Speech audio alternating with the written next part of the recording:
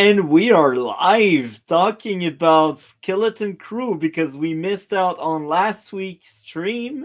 We are back here. How are you, Mandalore? Good. And you? Doing great. Today we do two episodes. We talked about episode 5 and episode 6. Let's start with 5. What did you think of episode 5? And again, we will have some spoilers there, so don't be shy about that. Well, and it's been over more than a week for this one, so it was good. I thought this was one of the better episodes. There was more going on, more sort of lore building for the planet, more lore building in just general for this story. A little predictable, because we talked in the first one or two episodes about how he's going to betray. Is he the big bad guy, and will he turn on them? And he has. Now, whether he does my other prediction about is he going to be the final big bad? Because technically, the whole pirates are the big bad or the final boss for this season. But is he going to take over, or is he going to do something heroic last minute and save them? We've yet to see. It was interesting to watch. One thing that doesn't quite make sense is all the pirates that were following them. I thought they got killed in acid. Yeah. It didn't make sense, but then this is kind of a 2-part episode. Yeah. So we can sort of merge them together. But then they all show up at the end of the episode. Like, it was a bit weird that, like, I don't know if there was just a smaller group because they sent 2 ships and one ship didn't make it out intact, I think. I don't know. It's just I wasn't paying enough attention. But it was cool seeing the Pirate King's hideout and them going to it. Seeing the other species that we know of, like a hut. And whatever Darth Plagueis, are they Muns? The banking clan? I can't remember names. But you know what. But it was a kind of a nice thing.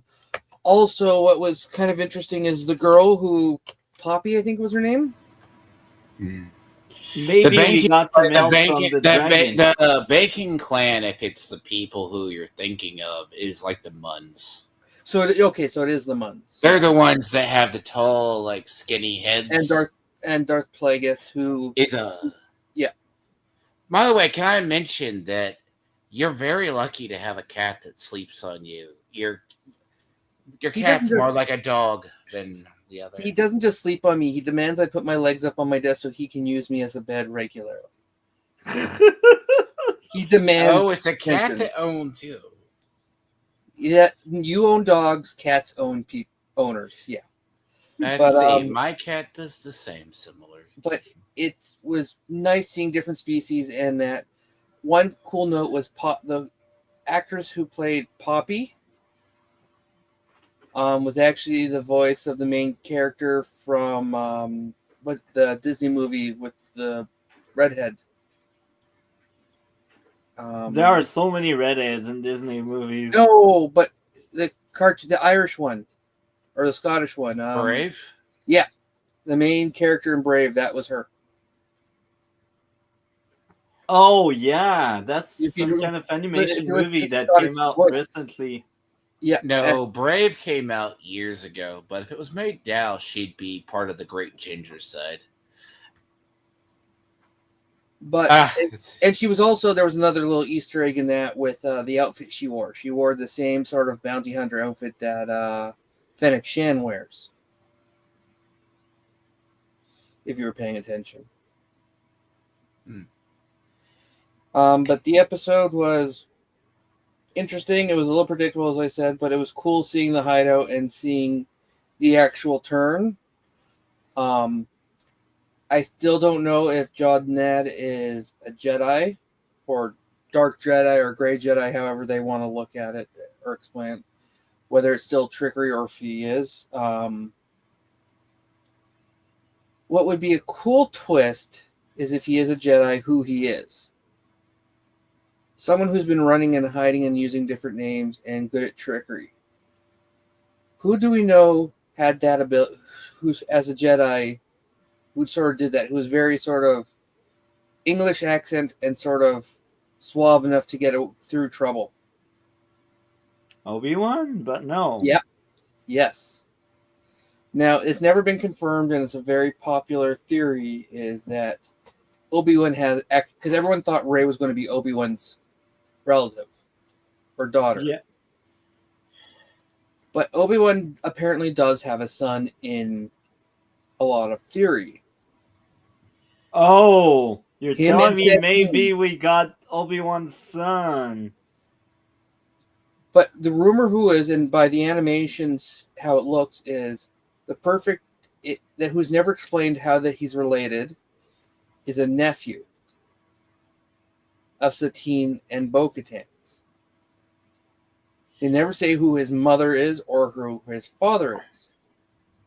Corky. But you're also saying in the theory, if you delve down the Clone War rabbit hole, the black female Jedi was supposedly the love that got killed in Order 66 was the lover of Obi-Wan. That was because that, if you dive down a little bit of the Clone War lore, I can't think of her name, but she was a black Jedi. That was the secret lover of Obi-Wan, because they started like growing a hidden attachment when they were Padawan learners. But he grew in a close attachment with Satine, and it's very much thrown and blatantly told. That may be the one, but I forget Satine, the one, because right before she died, he said, "If you would have asked me to, I would have left the order." And there's one nephew of both Satine and of the sisters, and there's never explained to be another sibling. So was she was he a hidden child even from her, to hide from everyone that this was actually? If you want to delve down an interesting hole, if they choose to do it as well, is that could be Quaylen Voss's son. Yes. Because Quaylen Voss did leave the order, and he did survive Order 66. Well, that part hasn't been shown, and it's been proven he survived in the Kenobi show. But there's more of that. That's more just he could be one of how many people's sons. But it would be but with the accent and the look, he kind of reminds me of Ewan McGregor. Yes. It's more Ewan McGregor than the original Obi-Wan actor. Yes. But my point is, that would be a nice little twist if he was actually a Jedi and he was someone's son or a relative. That could be interesting. I would like to see that. I'll go with the theory. I think he was a learner that has survived, because it's kind of like if you look at how maybe they took a little bit of hints from him based on Cal Kestis. Like with Cal Kestis was a learner. So you're thinking he wasn't a full Jedi. He is having to learn to be a Jedi. So you're thinking Cal Kestis, Balin Skull, and his Padawan. Sort of. That they were sort of in the order. Well, and also Grogu. Like, you all look Padawan. They were all learners, because not all learners were obliterated after Order 66. The other possibility for him, and I know we're getting a little bit more away from the episode, more about just theory, which is interesting, is that ones who had Jedi abilities but were not masters and had very little were the Jedi guards. I think it's cooler if he was a relative than a guard. Anything that they connect to sort of Clone Wars would be cool. And the fact that he's older shows that he could be from that time period. Yeah. Temple guards, though, the thing is, the head of the... To go back, if you go to the Ahsoka show, assuming it has any tie-in, because the guy who became the Chief Inquisitor was the head of the main Temple guards. The reason why the temple guards had yellow lightsabers, well, technically, the only mainstay is that was a defender color. Mm-hmm. They were, they not all had it, majority. But they were also not fully trained in Jedi ways. They were more people who had Jedi abilities who can control it, but were not fully trained in it. They weren't good enough to be Jedi. masters, but they were good enough to Defend. defend. Because the idea was not every Force user was a master. Or No, and just because you had the ability doesn't mean you had the potential to be a Jedi Knight. How many people were trained and became Padawans, but then fell out? It was the idea. I guess this is why Disney missed a lot with the Old Republic. Don't go with the High Republic, because the High Republic, the Old Republic era, the idea was the Sith grand plan was to let the Jedi grow hubris in fall from within, because if they don't have a common enemy, it's not like they say the Jedi with that, but there was also a lot of people promoted, because do you remember during like the Clone Wars as an example, the Jedi, there were Jedi masters that treated, I think Jedi Survivor talked about this. They said that they treated the fucking clone troopers like shit. Yes, it was actually it was very common. It was less common for people like Yoda and Anakin who respected them as equals. Pong Krell was actually more of the common, which they were just weapons. They weren't individuals. It was the four-armed guy that was in Clone Wars. Yeah, Pong Krell was. Yeah. The only guy I was thinking about was Grievous, but I'm like, no. Did you ever watch a Clone Wars cartoon? No, I've seen one of the movies though. There's one movie, and then it leads into a series of 7 seasons. Yeah. It's a good show. There's some episodes which are kind of more filler and more kiddie, but there's some more adult episodes, especially. I would akin, by the way, I akin the Clone Wars to, it has the same appeal like Red versus Blue does. Especially in the earlier seasons. Red versus Blue is the Halo thing. Yeah, I know. They were the like little mini episodes. But this is the thing. What they could do with Skeleton Crew, it's all how the payoff, how it ends. What is the actual time that because does it change the time? Because if he is a learner, because this is Disney slowly retconning every single time, how many people survived Order 66? Which we already know somehow, let's quote the horrible Obi-Wan show. Well, that's all the signatures in that hut that showed how many survivors there were. Apparently, the black woman was a survivor because even the Emperor still used in the Inquisitors, they were either learners or they were low-end Force users or acolytes. Because there's one thing from that era that they haven't fully talked about. That's how many of the dark side acolytes were there. Well, yeah, because in the legends, some of the Inquisitors, which were sort of set up differently, were dark Jedis and Jedis who were switching to the dark side before Order 66. And once Order 66 came, they became Inquisitors. They were being trained and tricked and whatnot. But yeah, no, the show itself is going to have to pay off at the end. Well, hopefully. Because Star Wars, especially since Mando Season 3, they've been taking less, oh my god, surprises. They've been sort of hinting at something bigger possibly happening, and then it's just nothing.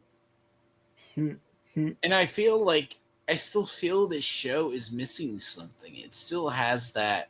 I think it's just like being a kid show is what's pulling back from it being better than it should be. like the idea of, because as I said before, and I meant to say this, it's like Goonies meets Treasure Planet meets like these things, and it's like, and it's hard to describe because if that's the actual, they have to somehow remedy it. Like that thing is, it's like you have to land it. You like since we last talked about like Star Wars, did you see the story that came out about like acolyte? Like it cost too much, that's why they didn't. But there was also rewrites. There So was a lot of things that were apparently. They say that they planned for 3 seasons and a movie when the original plan was only a movie, which then turned into 1 season. They said it had great numbers and it was loved, yet they don't know why everyone's hating on it yet. They admitted that the numbers were horrendous.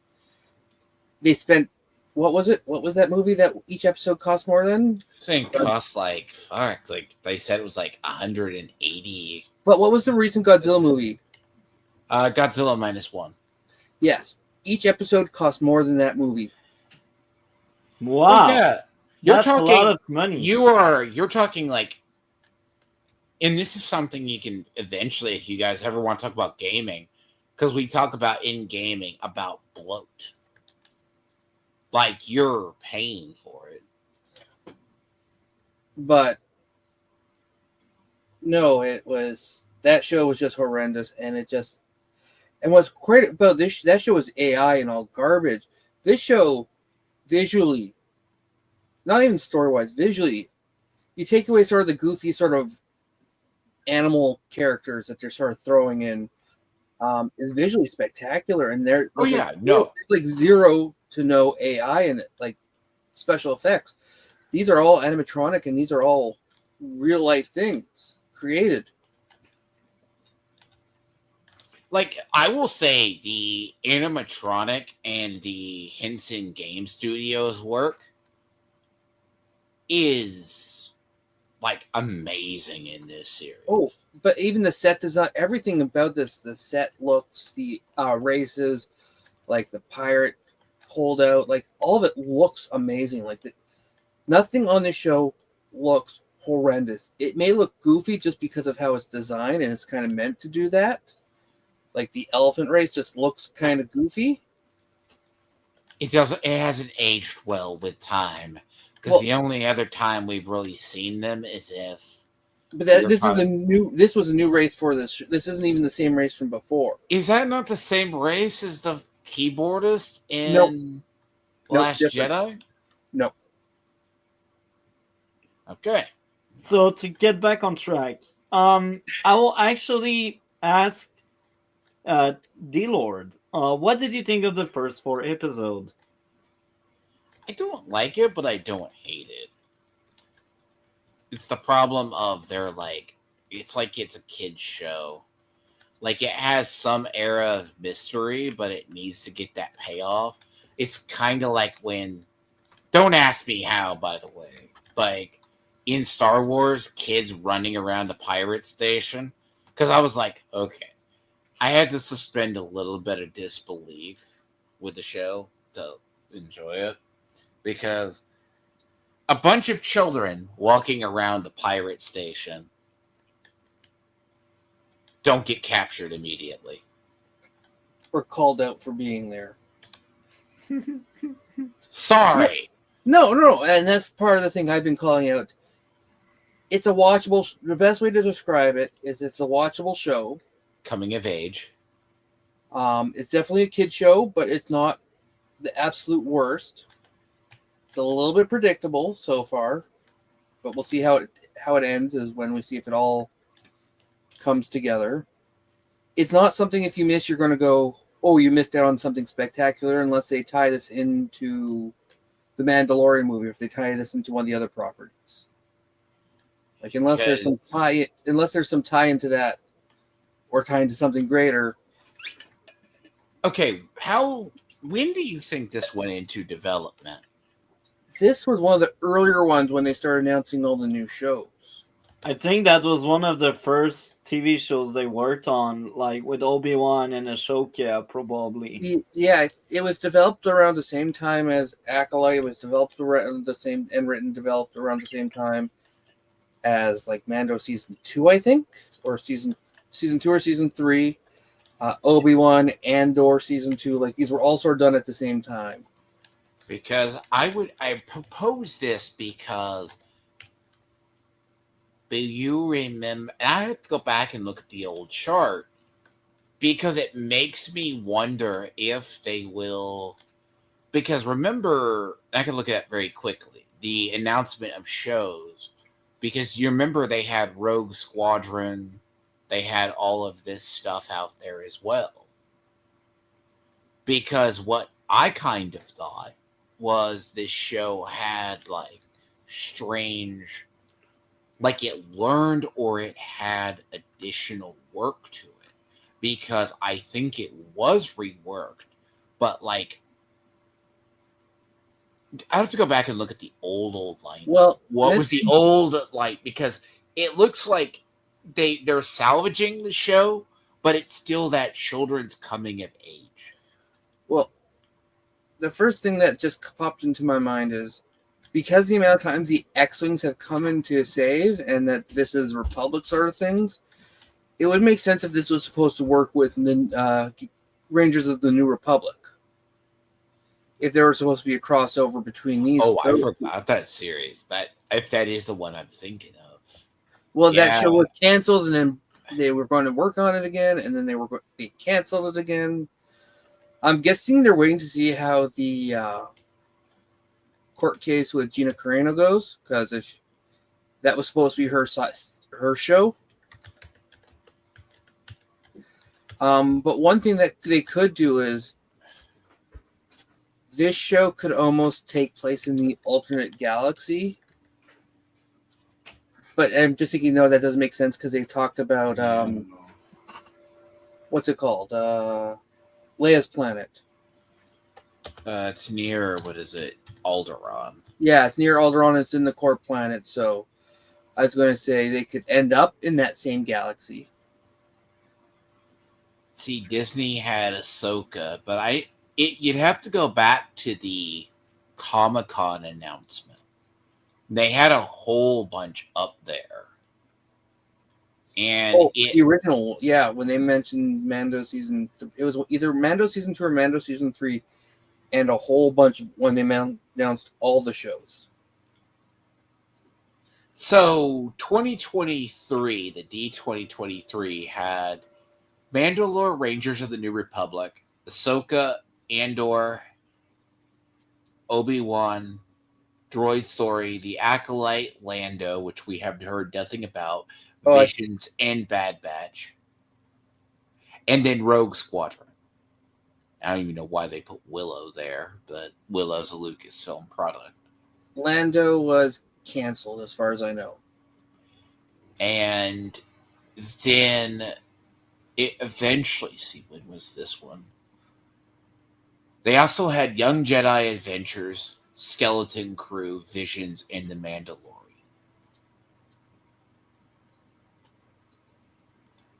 And again, how many of these other series did this have a tie-in to? Well, yeah, they like to tie in all the shows, and like Ahsoka got her tease in Mando season 2. Like, so the X-wing pilots in this one could have been a teaser into the next show, or the vice versa. Because I think the original Rogue Squadron or whatever was supposed to be out by now, if it went by the original plan and the original timeline. So it's hard to know what was supposed to happen or when. But yeah, Disney does, and it makes sense that you like to tie in to connect it to the whole big picture, because that's how you make money. It's not by having separate little things. That's what Marvel does. They connect everything, and it works. But because of them having Marvelification, Marvelification was the beauty of it was, oh, the end of Thor. You saw the Infinity Gauntlet, a gauntlet in Odin's throne room. Oh shit! Now we know what the damn thing's about. Well, yeah, there was little teases, and if you didn't pay attention, you missed them, or if you didn't know what was going on. But every movie connected to a previous movie and led to the next movie You had or a a bigger teaser. project. Like how many had the Infinity Saga had hints to the bigger picture. Yeah, and that's a bigger deal. Like that's something. But Star Wars tries to do the same thing nowadays. Mm-hmm.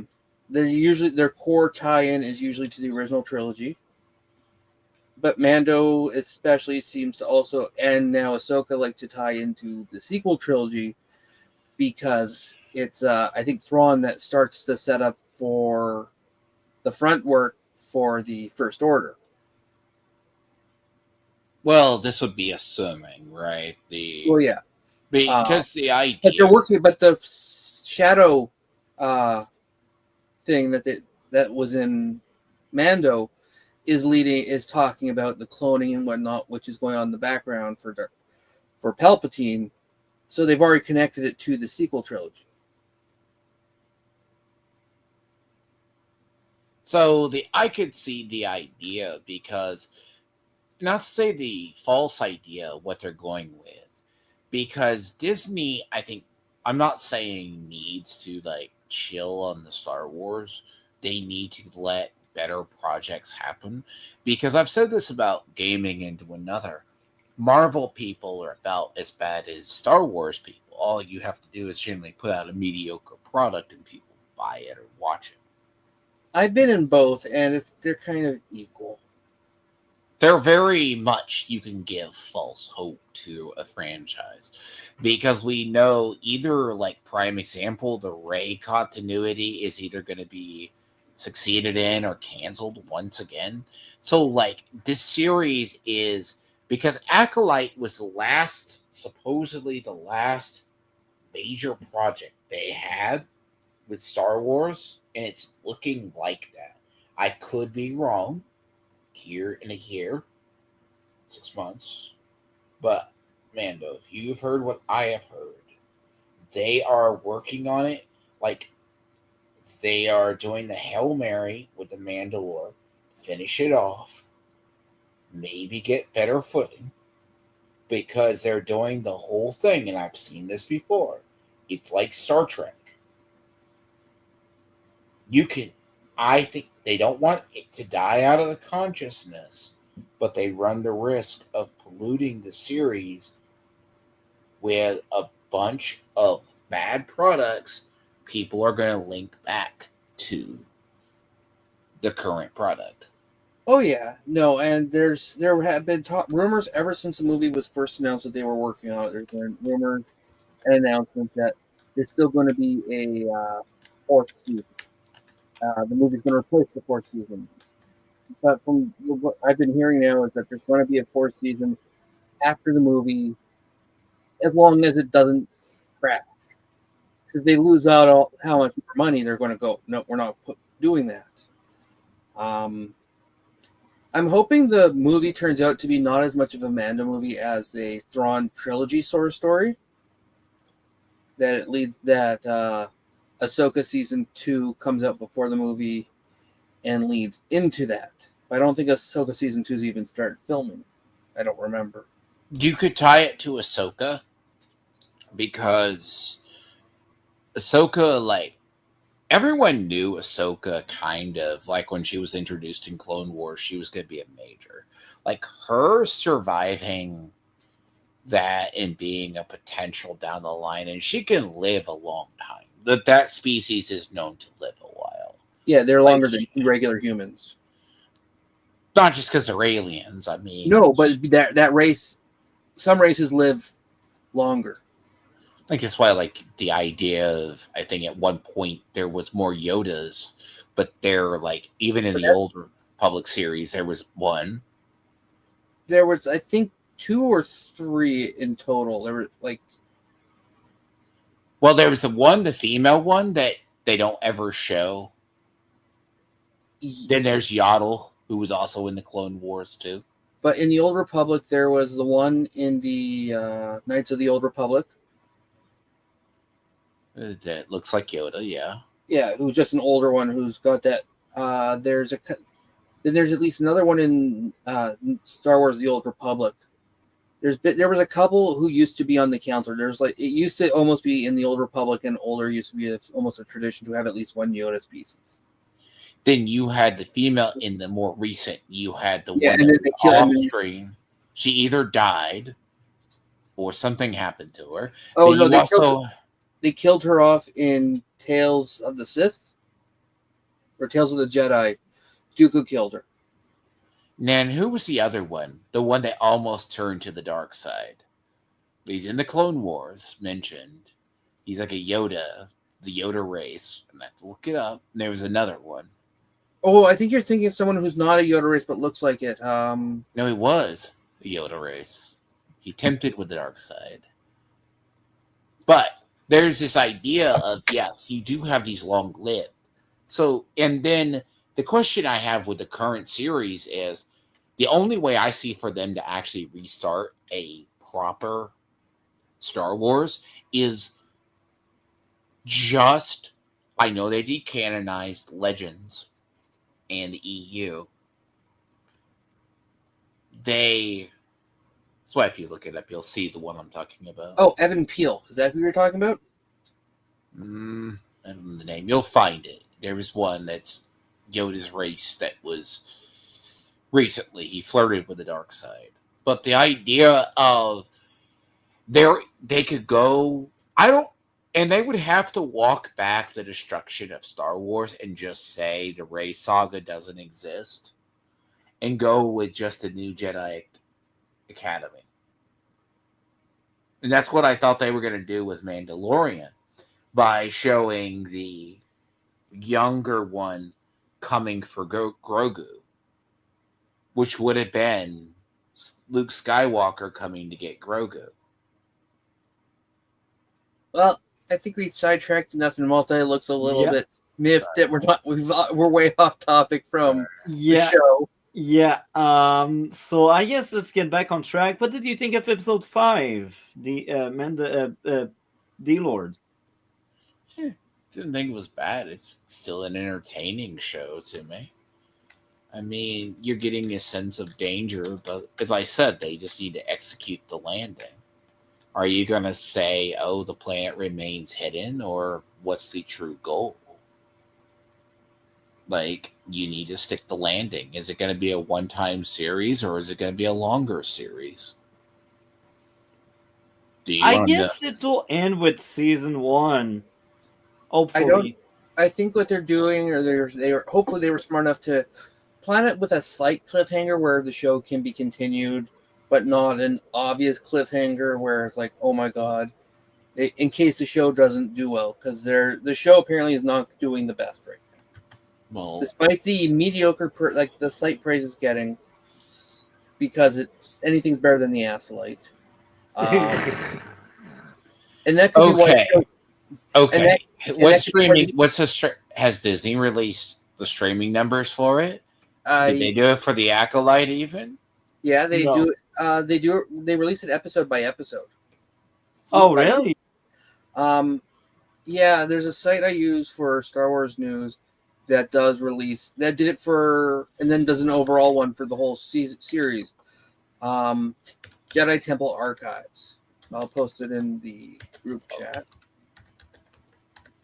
Because you have it similar with Doctor Who, where they take into account the initial viewing and then the overnight. And I'm wondering if Disney has released these numbers to say, like you got Nielsen. Okay. Do you want to add more about episode 5 specifically, Dlord? Oh, that's good. What about you, Mandalore? It was kind of a good episode. It kind of wasn't as good as the last one. Like, it was showing their characters developing more, as I said they would, where their characters from their bullyingish, like how they started off in episode 1, showing their characters would swap by the end. And it was showing like Neil becoming a little braver and willing to stand up for himself. Fern is showing to be much more caring compared to the sort of standoffish she was before. Like, they're all showing growth. And I said that But was, I'd say it's more in episode 6 and 5. well, yes. Oh, we're still on 5. 5, yeah. Oh, anything more? I will bring up now, because one thing that's noted in the if you're looking through the when they're going through the treasure room, there's sort of a statuesque little sort of trophy sort of thing, and it's of the elephant racing that Neil is. I'm willing to bet that in the end, the pirate who disappeared, because they don't show who he is, even when they're watching the recording, very sort of hidden, would be Neil's father. Noel is what he's called. They've released a picture of him in Tops. I'm not sure if you want to show that. I sent you the link. It's the Instagram one. And the person who's in the tower is very protective. Like, they don't know what, they've never been allowed. No one's allowed in the tower except for the main person. And the captain went out of his way to say, anyone who tries to find this planet, rip them from limb to limb. Because he was protecting it. I'm almost wondering if Noel's father, or Noel himself, Neil's father, is actually the king, or the son of the king. And he dressed up the what was supposed to be the pirate king, or the pirate who was whether they were both stabbed, was set up to look like the pirate. He died, but no one knew what he looked like, sort of thing. And we don't know what the species' lifespan is. It could be him. Like, he looks like he could have been a pirate or enforcer type. And it would make sort of sense, like, especially with the Disney and the kids show of character development, that the most scared character of all of them comes from a pirate lineage. That could be very interesting. I like the idea. A lot of hints, sort of, and that the fact that they've made a picture for him, but they've never released any information on him other than this picture from Top's card. I think it's from Top's card, or Noel. I don't know what Noel is. But they sort of released pictures of him. He's the only parent you haven't seen. The mother you haven't seen because she died, unless she's part of this as well. And the one who's in the tower, like, it would make sense that somehow the kids are connected to this pirate. That could be interesting. It's just do you want to add more on that? Not really. I would be interested, without going too far off in lore, if Dlord thinks about that suggestion. Well, the idea of linking it to an old Republic mystery would definitely leave them bait to basically have more. Because, we don't know what the treasure is, right? Does that make sense? Like, the idea of linking it to an old Republic style thing. Like, it was, this planet was long forgotten about or taken off the star charts for a reason. Link it to something from the Old Republic, but where would you link it to in the Old Republic or the dying Republic? Because to be honest, the pirates, I was really hoping this series would be more about the pirates and the smugglers than anything else. Because I'm still waiting for Hondo to show up. That could work. Like, the idea doesn't link to it because people forget. You do have, everyone goes, well, you can't have everything in Star Wars. It's all about Jedi or Sith. This is true. The Force users do define the galaxy. But there are the Hutts. There are the humans. There are Mandalorians. What's left of the Mandalorians? I mean, technically, the only reason you don't hear about, I think the only reason they gave No. Because you wouldn't have many Mandalorians after the Imperials basically blew up their damn planets. But they're regrouping them. They've spread. But that's a separate thing. That's a separate thing. That goes into... But I think that there's somehow the watchtower, which no one's allowed into, which would, as they've shown, each watchtower had coordinates to the other planets. There's got to be some sort of connection to the kids, I think. Because in Star Wars, almost everything is a destiny. Like, everything has its connection to the greater. Especially for the characters that they develop. I was thinking about it. We barely have seen the parents of the other characters. I think there was a lot of focus on the mother of the leader of the team, and there was also a lot of focus on the father of the main character, if you can call it that way. They don't show. They show Wim's father, but they don't show his mother because I think they said the mother died. What's her name? So maybe Wim's father is somewhat involved with the pirates, maybe, or his mother. Yeah. And you also got to think about that. You got to think about this as well. Like, if they establish a timeline of how long has this planet been hidden? That's the thing they need to add. Because everyone, it seems like when they first get to the first pirate place, they go, "You're from that planet? We haven't heard of that." And, like, that's just a myth, right? So that's definitely Old Republic. So probably lost sometime in the High Republic. Least lost in the High Republic era, minimum. But bear in mind, this is just more fan speculation. Because you would say, what? Every generation is 25 years? Maybe 3 and 100 years? Depending on the race and long lived. Because it looks like this planet, even though it does look like a California neighborhood, insert the joke. I see the thing for him laughing. But the idea is they have not known like the Clone Wars or any of this other disaster that's gone on in the galaxy in a while.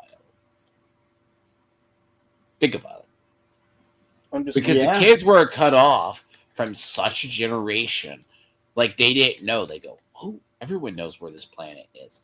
Now you know why you haven't gone to space in ages." Yeah. But you got, like, assuming we got 7 and 8 coming up. So we're going to have to see. And if it is about a destiny, then that would be really much a waste if they all go to it. You know what I mean? I just had a crazy fan theory, which is more for me and for some people, just to slightly get off topic. If how many of the robots are involved in the hierarchy and controlling things? What if the person in the watchtower who's in control of it is an HK? What's that? Did you ever play HK droid? You know, did you ever play the Knights of the Old Republic? No. It's Revan's sort of side droid, his personal sort of. Are you talking about one of them? Are you talking about the HKs that are like the bounty hunter droids? Isn't that an HK? They're hunter-killer droids. There's been many versions of them. The droids being used in Ahsoka are current versions of them. Technically, what's his name droids? The General Grievous's droids, his guards. Those are versions of the HK droid. Those were like they called them like the Magna Guards. But yeah, there were a bodyguard droid that I don't think they hinted at the lore that were spinoffs of it, but they could fight Jedi or low-end Jedi. HK was a sassy droid who just loved killing. So, I guess. Do you want to add more, Mandalore? Just about episode 5 right No, now. we can go to six. Oh, have you talked about episode 5 or did I you? actually didn't, and Yeah, you here I just am. I was last because I don't have a lot to say. That's a trend with this show. I like it, but it's just the kind of show I don't have much to say, even if I like it. I think I'm the one that likes it the most on the panel right now, and even on our extended circle, I think I'm the one that enjoy it the most.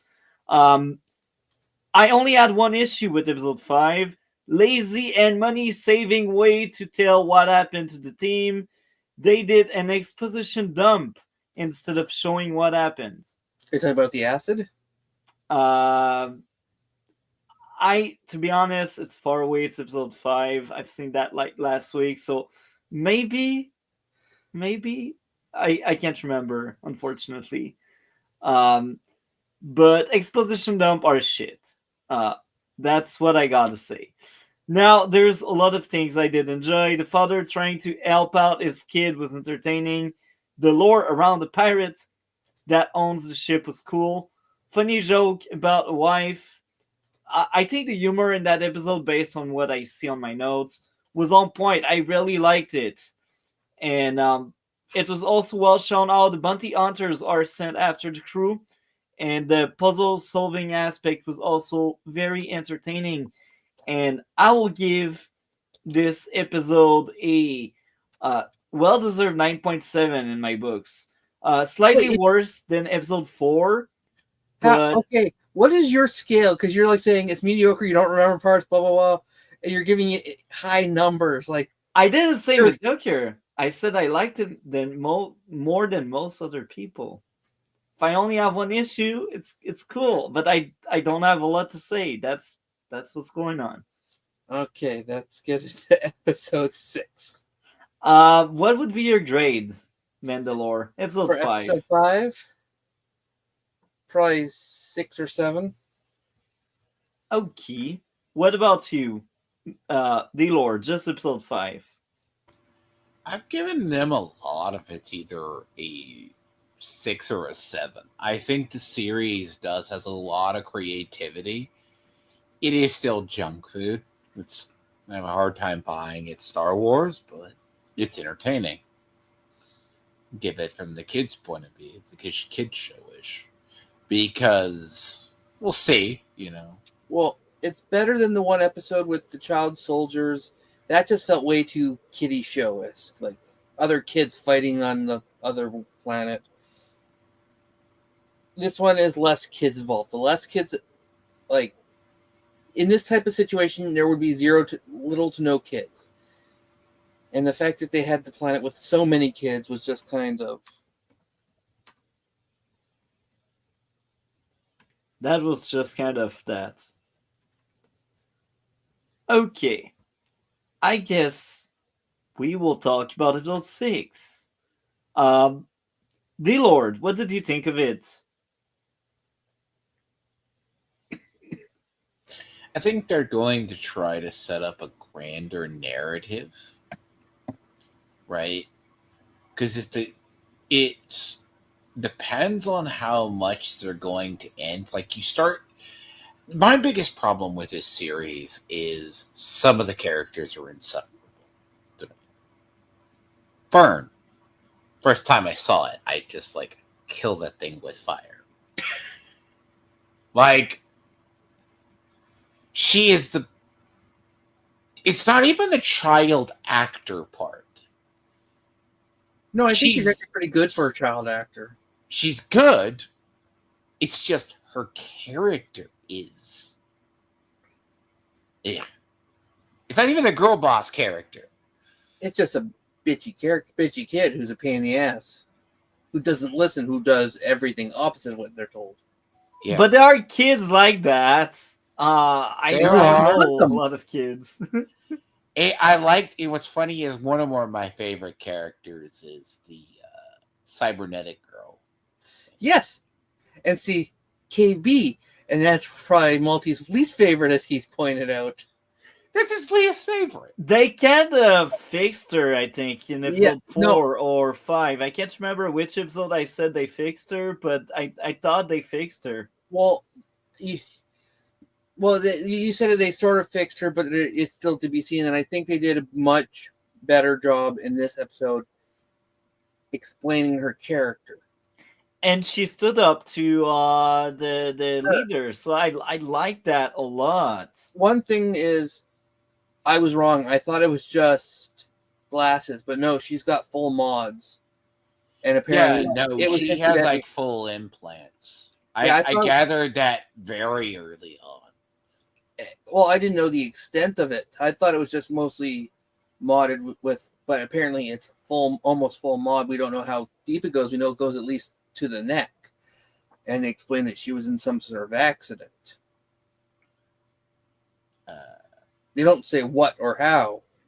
When I first saw her, I actually thought about going back through like old Star Wars to see if there was someone like that. They just have augments. Book of Boba Fett was just augments.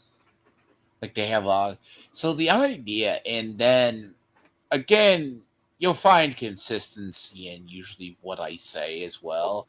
Like some of the character growth, you're starting to see it better. Like the only characters I don't resonate with this point is a little bit is I think Neil's the more annoying one to me, but like Win. the also just as I say the trophy of the black kid, like Jesus. But it's good. It all depends on, to me, how they stick the landing. Well, yes. And we're talking about episode 6, and there's only 2 episodes left. Yeah. So next episode needs to be them setting up. I really hope it's not one of those things that is a complete standalone episode where it's another adventure and then they scram the whole finale into the last episode. They should be this should be the setup. I'm going to ask, when do you think it's appropriate to do an exposition dump on stuff is learned in a series? Probably at the end, after everything's there, so you can sort of relate it all, and then how. Episode 7 should be more about lore and what's going on. Like exposition dump, I feel like that could be the place. Do you think you should seedbed a certain level of it through a series? Yeah. Then you tie it together in a bow in the finale? Just before the finale. I think before the finale we should know most of what's going on, and the finale should close out the story. Well, this is sort of what they've done, and what, like, usually closer to the episode, there's a main sort of plot that's being led up to, which isn't even known as being part of it, or, like I said, they've hinted at things like who's in the watchtower. They're all these planets are connected. Why was one left to survive? We've sort of been set up to something. We don't know who that person is. We're introduced to a little bit more of the pirate who hit everything. There's so much things being. There's more of what's his name? Why can't I remember his name? Jodnad. Who he really is. Like, it's more coming out that he's never trust him, that he's a known pathological liar, and showing more that he might actually be Jedi abilities or Force abilities, because we don't know what side he's on. Whether he's just a Jedi who's had to survive doing things a certain way, or if he's literally just someone who's a gray Jedi or Sith, or just nothing. He just has abilities and just uses them as he goes. You gotta bear in mind, if he was a learner or part of an order, that's different. Because it's not like the Jedi has either, let's assume he was a learner or an apprentice, or he found it. It's like, like Jedi Survivor, Cal Kestis was basically an apprentice learning to be a master or learning to survive, because he didn't think of how many Jedi survived. Like, the idea is someone can be Force sensitive.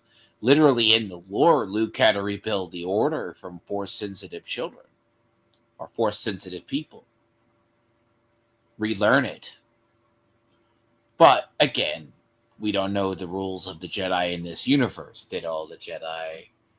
I think if this is the Disney continuity, he might be just a survivor of Order 66 or Remnant, and he's had to survive because you would arguably say, "Oh, he's having to do it." Cat wanted You down. okay? Yeah, he's okay. He slid down. Yes, but you're getting what I'm saying, right, Mandalore? Yeah. Like, they just need to figure it out. Because I'm like, Jude Law's character to me is by far my favorite. I like Jude Law's character, but he either is going to be part of the major greater mystery or just the tag along. And the thing is, you just got to tie into why was the planet kept a secret? Because you can't have a. And the reason I ask that is, how do you feel an exposition dump? Do you seed stuff through? You know, that's what I say on that. It was a good episode to me. I could give it like a still like a 7. Right, you got to give it. I find myself entertained through these episodes, but I just sometimes don't vibe with some of the stories or the chances. That's all. What I just posted in the side chat was mystery. Something that Jude Law said about who his character is. I just need to look something up who he slightly could be. I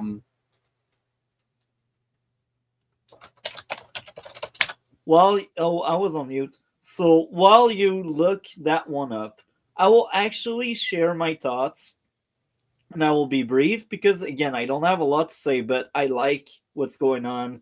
I just don't have a lot to say. What can I say? You know, I have no issue with that episode. I think that episode was a bit weaker than episode 3, but better than episode 2. So that's in the higher end of the spectrum for me when it comes to the episodes we had this season. I thought the divide in the group made sense, and KB it resolves some things. yeah, KB standing up to the leader was great. Well, and it showed that what your problem was, you weren't sure if she was just a story plot just to be able to hack things just to make it easier. But no, that's not it. They explained that her ability, what she does is she's just used to listening to I keep forgetting their names. Fern, and she just kind of got into that role of just what Fern says she does, and that she's not. She sort of saw herself as a tool for Fern. Yeah. And she just she can't do everything she used to and whatnot, and she's pushing through like that. But she actually has weaknesses she's been hiding, that because of all her mechanical parts, she can't do everything. Yeah. And it showed that she's more than that. She's just kind of fallen into that role. And Fern realized that that she's put her it's very kiddie, but and then Fern realizes, and then she becomes a little bit more helpful and thinking about others other than just herself. Neil's becoming a little bit more willing to stand up for himself and not just because his friend's because he said he'll fail the test if Wim fails it, so he's not left alone behind. But he didn't want to, and now he actually said no to Wim as well. It was kind of like they all reversed their roles. They all showed to be more vulnerable and more open to that. Not everything will go their way. Wim was starting to realize that his adventures can get him into trouble, and that he needs to sort of not be as jumping, and that he may not be the leader, that he's good in the support, that he's helping others, and saving KB wasn't necessarily a leader role. That was more of the helpful role. Yeah. Because he was freaking out and just doing what needed to be done. He was going by what she said, and he was freaking out. He doesn't want he didn't like the responsibility of having to save her because he didn't know what he was doing. So I think he's actually they've all realized that their original sort of character traits were negative. They've all learned a lesson.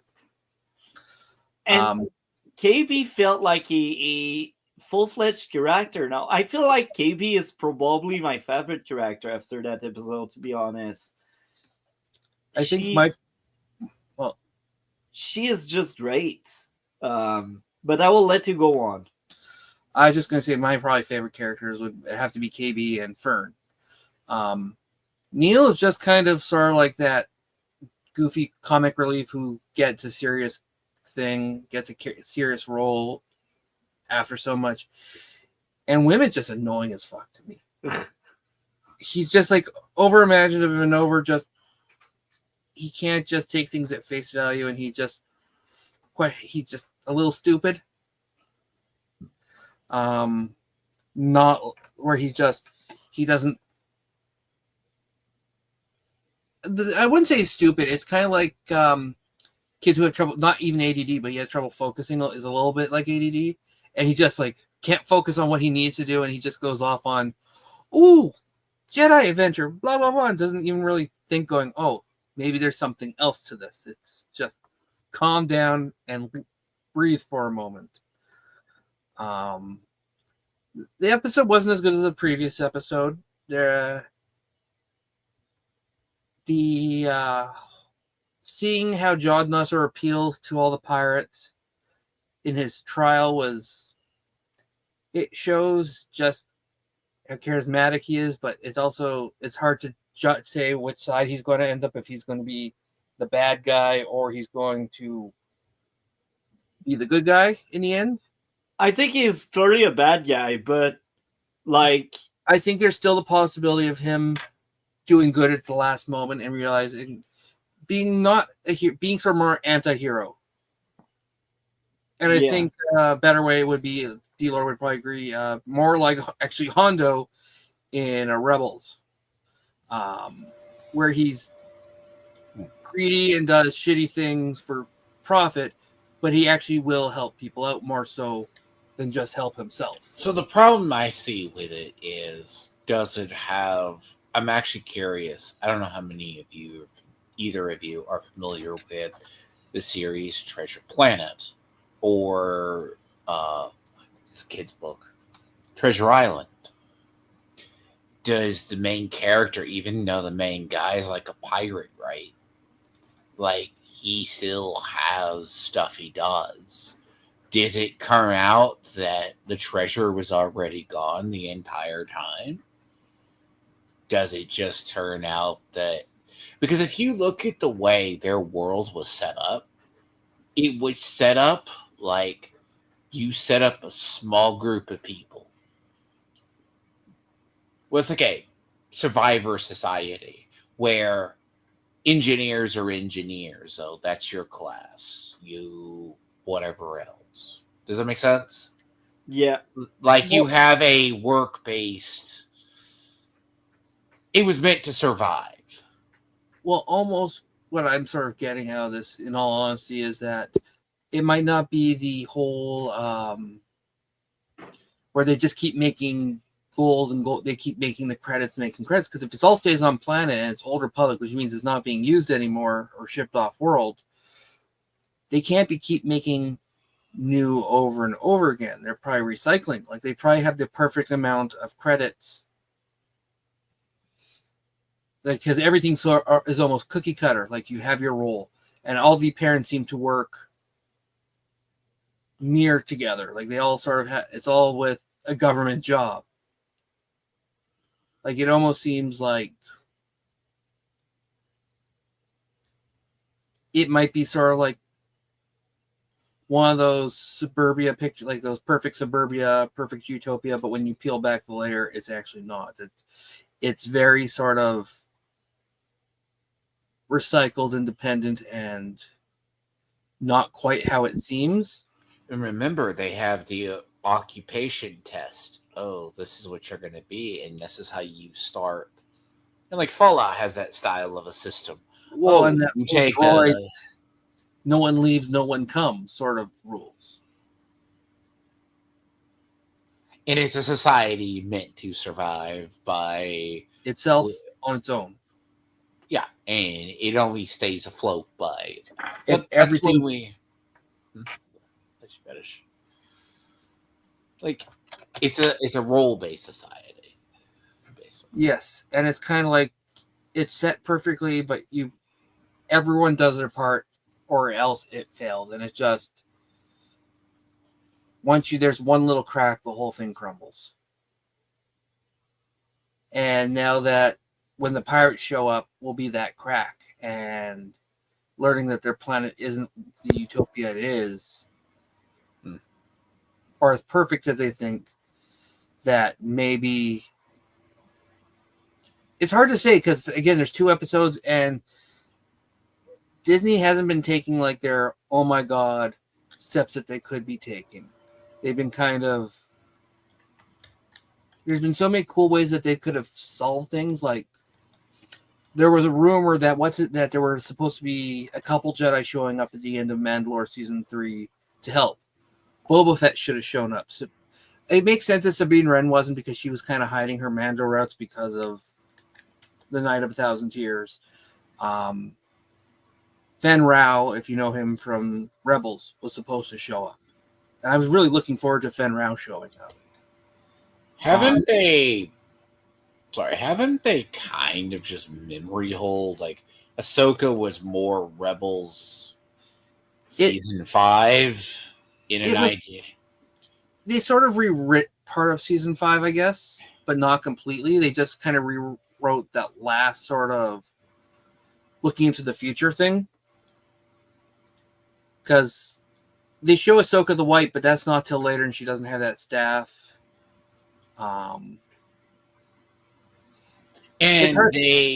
that's why I always thought the mentioning of Rebels, because one of the big things in Rebels, which makes it interesting, is why didn't you see them during the Galactic Civil War? They were never there. Then they go, oh, we've been either searching for people or searching for like Ezra. It's like, well, you would think.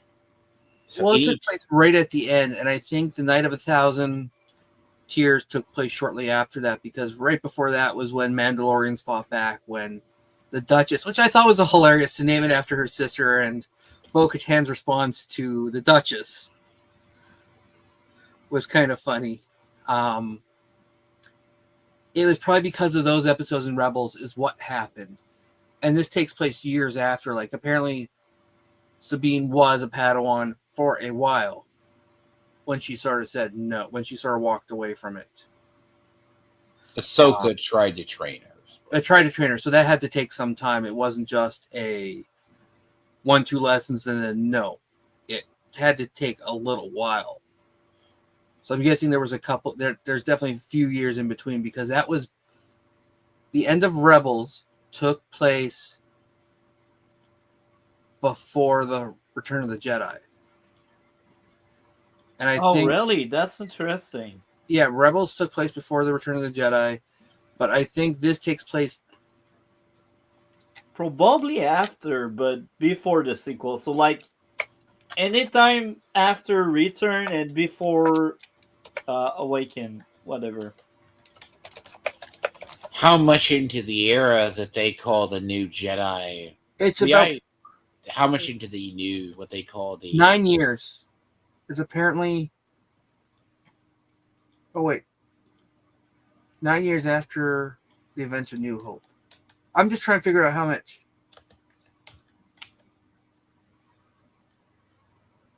Yes, okay. The Mandalorian is set 5 years after the event of Return of the Jedi. So I'm guessing that was season 1, and there's been a couple years since season 1 to season 3, and this is I'm guessing takes place somewhere around the same time as Ahsoka / slightly after season 3. Again, there's nothing to correlate it with what's going on outside of this, because again, we're now dealing with a planet from the Old Republic, so it's hard to know exactly where this takes place. We know it takes place after A New Hope. And the idea is, and the Jedi are back and that they're good. Do they tie it back to the idea of the High Republic? Maybe this was a High Republic colony that lost track. But High Republic had changed their credits from the Old Republic, I think. I think every Republic sort of. This gives more food berries to how they view the universe. But well, yeah, because I was going to say even the Republic changed from the Republic credits to the New Republic changed their credit system. Every sort of hierarchy sort of changes things. So yeah, no, it's gonna be the show might end good, but that's why I bring back to how much was rewritten to make it better over the couple of years when it was Well, announced. what was taken out or what was added because of the changing schedule and the changing landscape.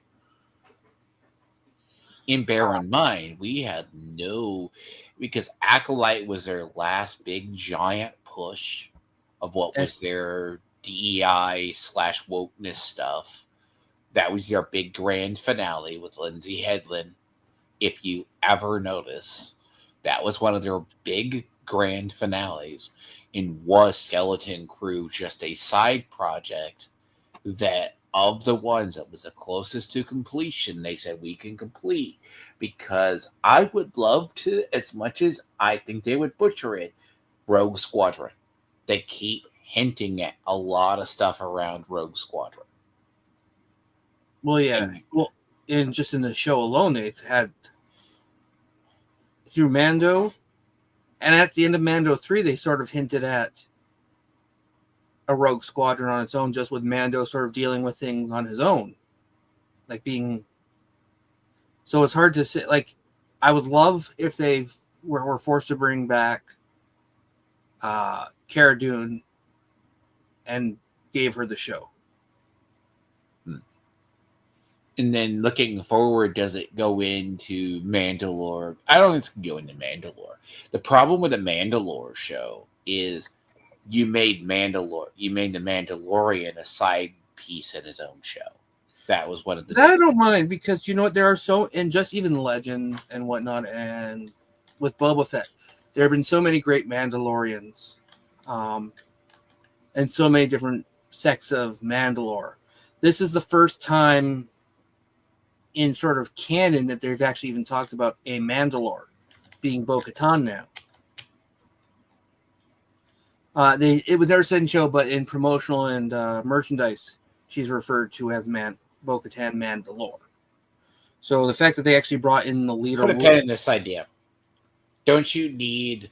See, the only reason the High Republic put a thing into the Mandalorians was because even the Sith and the Jedi both feared a united Mandalore. That's why the Great Mandalore was divided.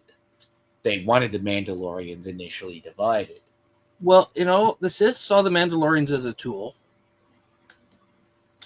They used them, and they corrupted them and used their force powers to sort of make them sort of more violent. But also by the High Republic, it wouldn't have had, that would have still been Old Republic, because in the High Republic, Old Republic period. But no, I'm saying in High Republic, the Sith were gone. They were thought dead by that point. So when they viewed them as the greatest threat, and then the Empire, towards the end of the Clone Wars, glassed their planet. No, that was after the Clone Wars. That was Rebels. That was after, yeah, Rebels. Right. Because Rebels, they still had control. They still had the Rebels. Imperial Mandalores, or they had the Empire had their own Mandalores then, the white suits, which were based off the original Boba Fett sketch. It's hard to say. Like, again, I was sort of disappointed in Mandalore and Ahsoka with things that they could have twisted. They could have done, and they didn't. And then there's the other part. To be the Mandalore, you either need the helmet, which was supposedly destroyed, or the Darksaber. Or the Darksaber. Well, the Darksaber's been destroyed. I think after a while, after the helmet was lost, after Mandalore the Indomitable and Mandalore the Great, it was more just a leader role. Whoever was in charge, it was more of just, without voting, it was kind of like who they felt was the right to lead them. Like Jango Fett was Mandalore up until the whole Count Dooku attacking and framed, and then And we may have to have a discussion about this, like the idea, and also remember too, even in Legends, even though they didn't consider Jango Fett or Boba Fett a thing, Boba Fett's ultimate fate with his daughter was to reunite the Mandalores. well, yeah, and Boba Fett did become Mandalore, But yeah, we move and forward. yeah, Boba Fett's actual armor, the known armor, the green armor, was based off of his Jango Fett's when he was a protector. The wheat thing was the journeyman, was the protectors, who Jango's father was. It was kind of a roll down, and because before it was turned pacifist and what's not, there was roles of Mandalorians. It wasn't just there were warriors, there were protectors, there were Mandalorian police. It was a fighting culture, but they had a hierarchy.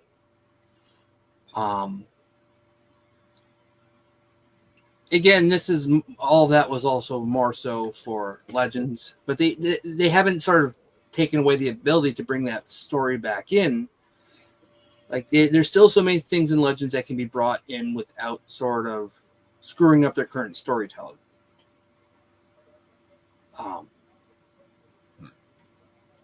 Like they really can't do any of the solo twins or any of that because they've kind of already ruined that. But we have to wait and see in the next two episodes. The next episode should be this episode sort of setting up for the big confrontation on Aden. Hopefully they do it right, to be honest, Yeah. because I like the show so far, and I don't want the end to be ruined.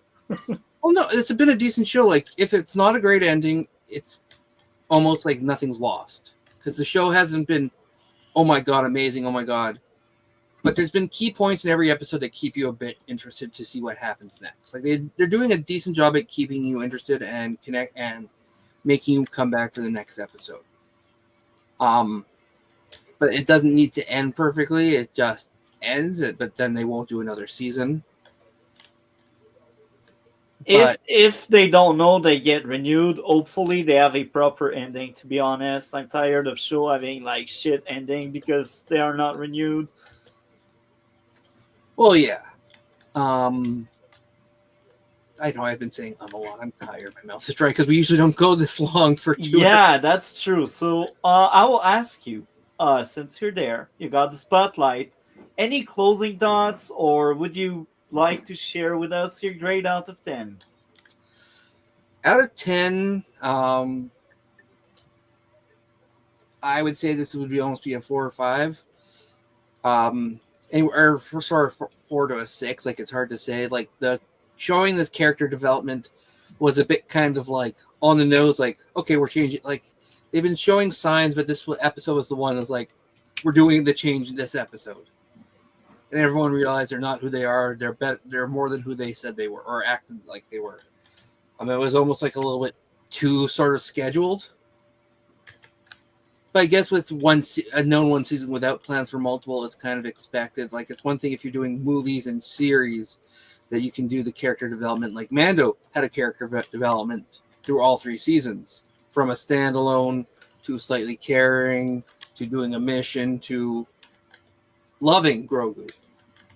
Like, everyone, like even Bo-Katan has done a journey from Clone Wars to Mando, but that was over years, many years. It was nice to see that. It's nice to see them get the ship back. It was both sort of cool and sort of lame that they sort of blew off the hatch of the ship and just sort of made it look like a brand new ship. All sleek and new, so it was like, this is the new beginning sort of thing. Like, it was clearly a metaphor that this is them on their own. This is them starting their journey for change. But it was kind of like, these things are kind of obvious and a little bit sort of slapped in the face with. Like, it's for kids, so it needs to be sort of a little bit more explained than subtle. Because kids don't pick up on everything as much. Like for an actual kids show, this is something that's watchable compared to something like the one that takes place, the 3D cartoon that takes place in the High Republic with the fuzzy bear. That's meant for kids and only for kids. They might have. I haven't even tried to watch that. There's probably something there for adults, some references, but I'm not thinking. But it's definitely got for kids, but to watch with older people who were fans of Star Wars, what they grew up with. I'm just The more. word you're thinking of, it's they want the all ages show. Yes, but I'm definitely interested to see how the next 2 episodes are going, because it should be the next episode is by the end of next episode they should be at Aden. Whether both parties get there or who gets there first is another story. And Again, the other thing you got to think about as well. How was this show spec'd out? Was it spec'd out with only 8 episodes, or was this just an 8-episode batch?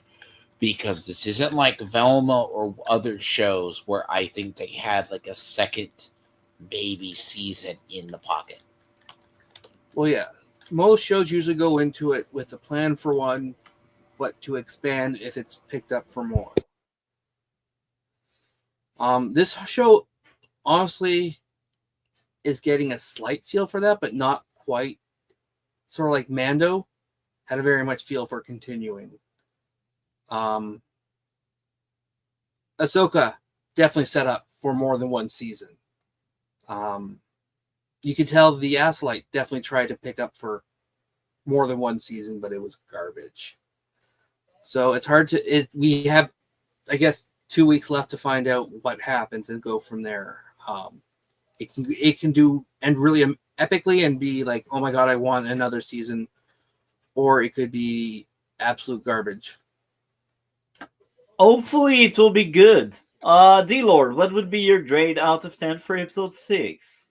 I give it about the same. It's about 6, average. I mean, it's entertaining enough. It doesn't make me hate it. It's like, of course, the plot conveniences are killing me.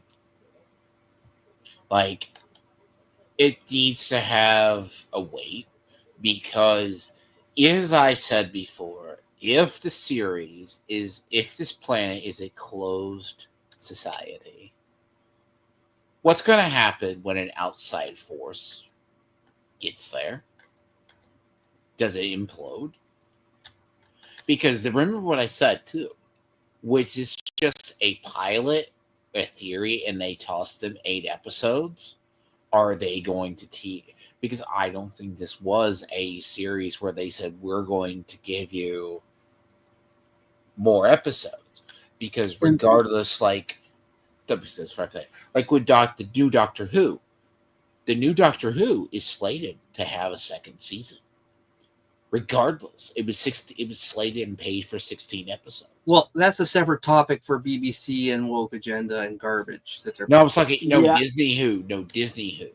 Disney Who picked up Doctor Who without thinking the first 8 episodes would be bad for 16. And so, I don't think, to get back on track, yes. Any expectation for next week? I will look at when I see it. Well, okay. I'll just add this. That there's pretty much 2 plots that need to be resolved, or kind of 3. The pirate, who he really is, and the watchtower. Hopefully they don't drop out and just ignore the watchtower and who's actually in there and the mystery of that. Is Jod Mad a Jedi, or who he really is? And is he good or bad? It's kind of like who he is and who he really, really is. Not even just good or bad, but who his character actually is when you take away the disguise. And the other part is at Aden, what is it? Like, we know it's a planet, we know it's that. Like, it has it being an Old Republic, it has that very, again, Doctor Who feel of Gallifrey being lost in time and space. The fact that it's not something you can actually just find. It's not something that's just Like it's got to be hidden in such a way that's not just off a star map. It's got to be sort of like, but we'll see.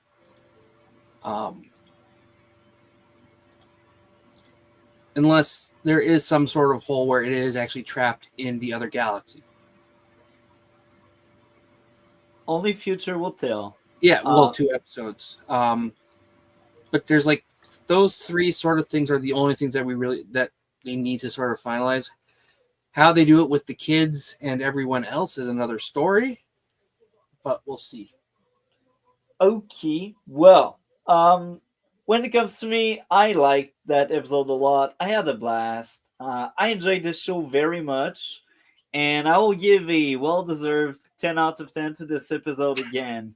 I have no issues. What can I tell? I just like this show. This show is great, and I'm looking forward for episode 7. Don't mess that one up. What do you have going on your end of the internet, Dlord? Yeah, a little bit slower start to my thing. I think next week I'm going to start Kingdom Come Deliverance. And then I have to figure out topics for some commentary topics. I have a series of games coming out this year, like single player games I get accused of not playing. So, the idea. Yes, but there is a lot of decent shows and some stuff I catch up because coming off a surprisingly good holiday season. So that's what I have going on. So. Well, thank you a lot. What about you, the Mandalore? What do you have going on your end of the internet? Well, we'll have next week's episode, Yeah. Thursday or Saturday, depending on how I feel. Other than that, it's just the next time we and Miss Sparkles get together to talk about something else that makes me cry and hate society. Fact. Maybe next Monday, we may react to something else. I don't know yet. I'm open for suggestion if you guys have something trending that's new and that can bring some viewers around. I mean, viewers / whatever, and not that you intentionally like. You guys, you work jobs, so you don't have it. Like the whole Lily Phillips thing, even though the reason it took you so long, because it breaks your brain. Me, that stuff is a Tuesday. So I just look at it, I go, oh, this horror. Yes. But I could probably find something. It depends on the e-thought controversy. Maybe we could have the discussion about Melanie Mack. Or maybe I think that's a bit sort of we're leaving Daily Wire. That sounds like a hot topic 3 weeks ago. Because the idea, does a person who is a female grifter, right? Most people on the right hate grifters, but they don't condemn Melanie Mack. I just look at her as an e-thought. Again, I think something like that might be a little bit too hard to do on YouTube.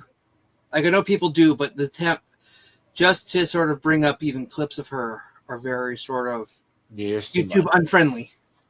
Yeah, too much. It's not. It's whole. Her favorite word, and just to constantly bring it up and whatnot is just, and her statements are very phobic. Yes, it's up there, but yes, no, she's the other. But because if we're looking to bring up brain-breaking topics, the stuff I like, I don't work. I spend most of my time on the internet looking up stupid stuff. I can send you a link to one of the sites I go to that I prepped myself when I knew my friend was going to die.